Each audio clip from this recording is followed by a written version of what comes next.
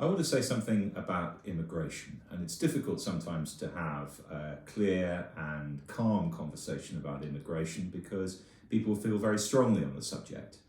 And of course, as you'll know, the decision of the government to proceed with the Rwanda legislation has raised the temperature yet further. So what I thought it might be helpful to do is talk through where I stand on this, how I voted on the Rwanda legislation and why. And let me start with the basics. So I think immigration is a good thing. I think it strengthens our economy and I think it strengthens our society too.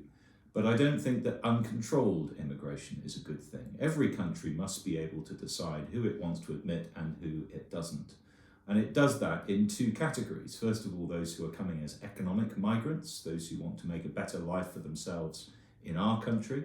And secondly, those who come as asylum seekers, those who are fleeing from persecution in another part of the world. And I think we have a responsibility to take our fair share of asylum seekers, and we are doing that. A substantial number of people are already arriving in this country as asylum seekers, especially, as you'll know, from countries like Ukraine and Hong Kong, where we have specific schemes. We also take a very large number of people who are economic migrants, and those people, under our current system, need to apply properly. They need to explain what they can bring to our society and our economy, and we consider their claims on that basis.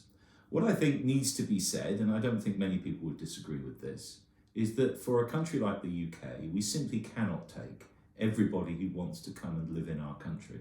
However noble their motivation may be to make a better life for themselves and for their families, it just isn't practical for us to take everyone who wants to come. So we need to be able to set a limit on the number of people we bring into the country based on what our public services can take, what our housing system can accommodate, and we try to do that. We also, of course, as I said, need to take our fair share of asylum seekers.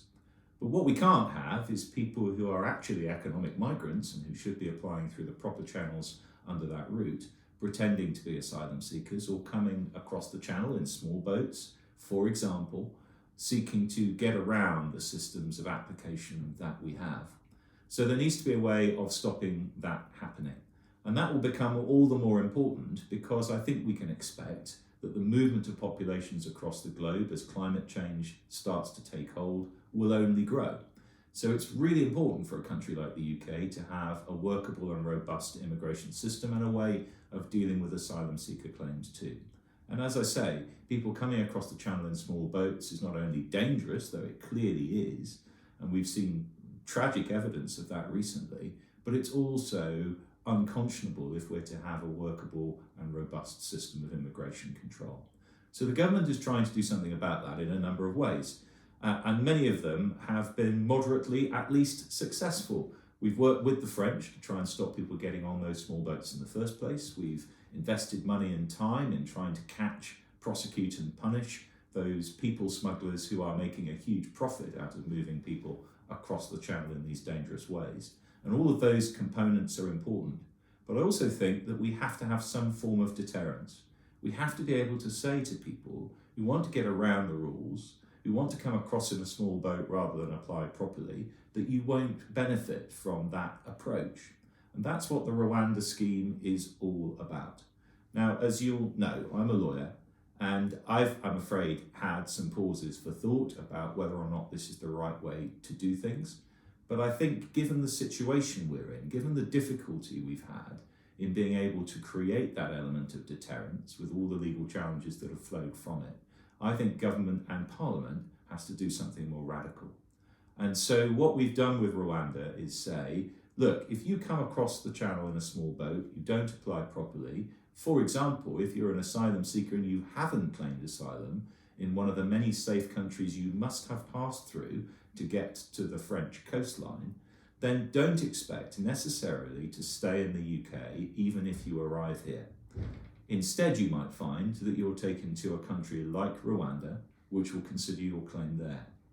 Now, I think it's important we have that element of deterrence to try and change this behaviour that is taking lives and is putting our system under huge pressure, and meaning, of course, that people who are genuine asylum seekers, who've applied properly, who we want to consider and we may well want to grant their claim to, those people are being pushed further and further back in the queue. So for all those reasons, something has to be done.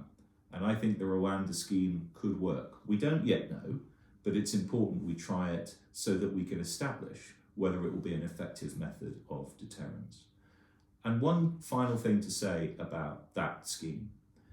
Yes, I think it's important that we send out that signal of deterrence, but I also think it's important that if Parliament is to decide to make a country safe, to declare it so, and that's what the Rwanda bill that I have voted in favour of at most of its stages does, that's important to send out that clear signal of deterrence, and it isn't wholly unique. We do it, for example, for a variety of European countries, even countries outside Europe like India, where our immigration system allows the UK to say this is a safe country. So the fact that Parliament is declaring a country safe is not as radical as it might sound. But I also think it's important that Parliament keeps control of that question. We can't guarantee that the situation in Rwanda stays exactly the same in perpetuity. So where I have voted against the government and for an amendment that came to us from the House of Lords in this regard, is to say that I think it's important that the UK Parliament, if it's to determine whether Rwanda is a safe place, should also be able to determine later if it becomes an unsafe place. That should be a parliamentary decision too. And I think the government was wrong about that, and therefore I voted against the government in that regard. But overall, this is a scheme that I think not just us as the UK, but many other countries will have to develop something like in order to provide that crucial element of deterrence in a system of immigration that's fair to everyone, people who want to come here and people who already live here too.